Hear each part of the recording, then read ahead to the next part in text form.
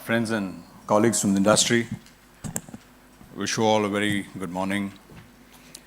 Our interest in this conference is based on two common aspects that we share with this association. We have a common interest in innovation and an interest in what is being called green investing. When you look at innovation in financial services and you Google it, you'd be surprised to find very, very little information on any sort of objective academic research on innovation when it comes to financial services. There's a whole lot you will get on innovation in manufacturing.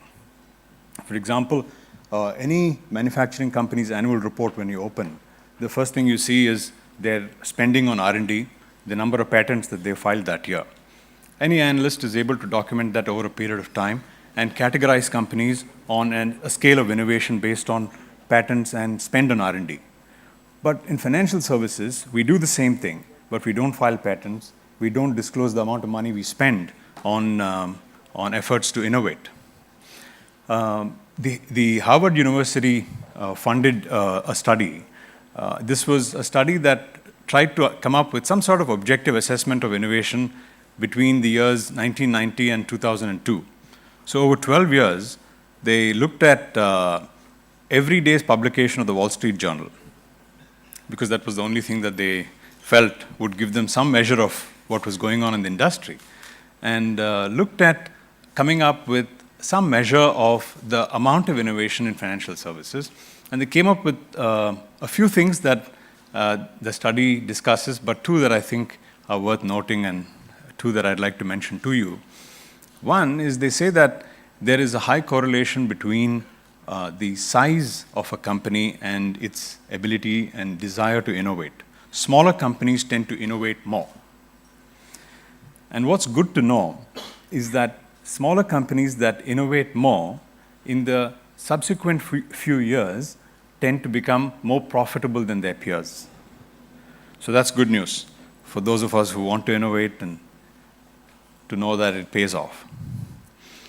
But innovation's had a checkered history.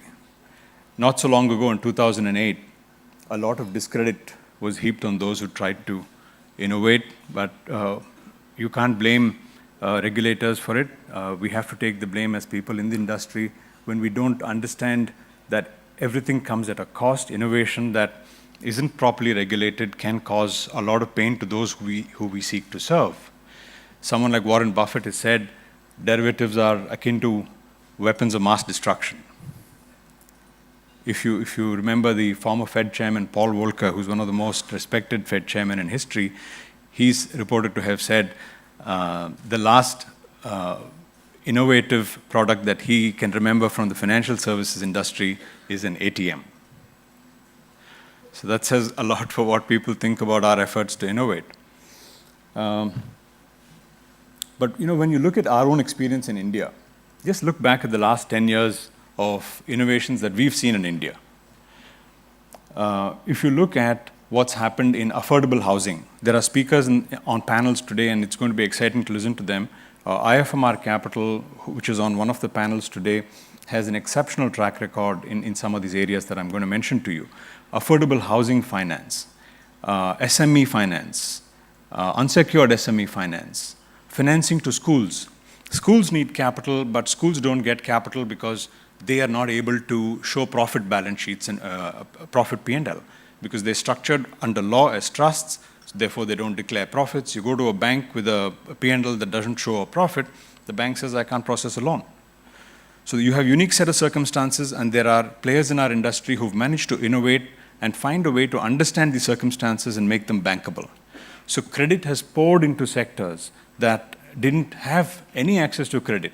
The mother of all innovations, microfinance. Right? Microfinance is almost 100,000 crores in size, and it all based on a brilliant innovation by Dr. Yunus.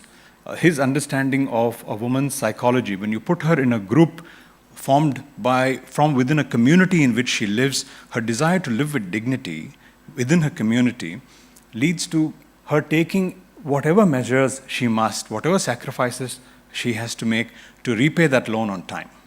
The only reason microfinance companies have in my opinion, I'm sure there are people here in this from the industry, the reason they have 99% collection rates is because of that one understanding of her psychology, her desire to live with dignity in her society.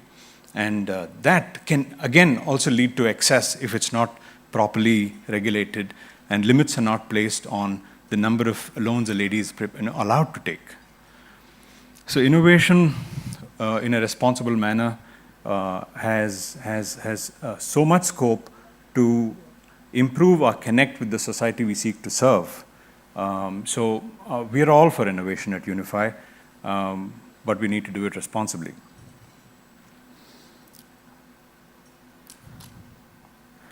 A word on what I mentioned as I started out on green investing.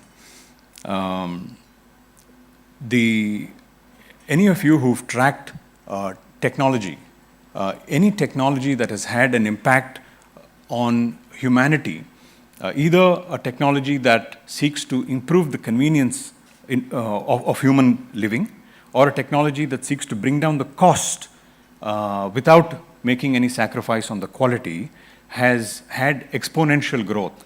But if you track the history, there are experts who have charted this, and it shows that it takes a long time for these technologies to move from 0 to 1. Take example of solar, for example. Think about this. In 1940, the first patent was filed to generate solar energy from a solar panel. The first megawatt-sized plant took 50 years after that patent was filed. The first plant came up in the United States in 1989. In India, the first megawatt-sized plant came up in 2009. We had a 2 megawatt plant that came up in 2009. In 2016, India will go live with 5,000 megawatts of solar. Next year, our run rate will be about 800 megawatts a month, peaking at over 3,000 megawatts a month by 2022. If you try and capture this, the way experts explain it to us is it takes a long time to go from 0 to 1. On a scale of 100, it takes a long time to go from 0 to 1.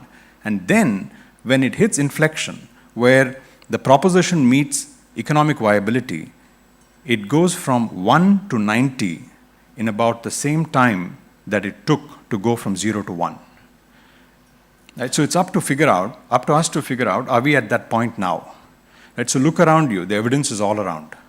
Right? So you have an opportunity to not just make a social impact, but a fantastic financial opportunity for ourselves as investors to see how we can fit into the changes that are going to drive phenomenal growth and social changes around us. So we have a fantastic set of panelists. I have to congratulate Aditya and his team for putting it all together. I'm looking forward to it. With that, I would like to wish you a great conference and thank you for your time and your patience. Thank you.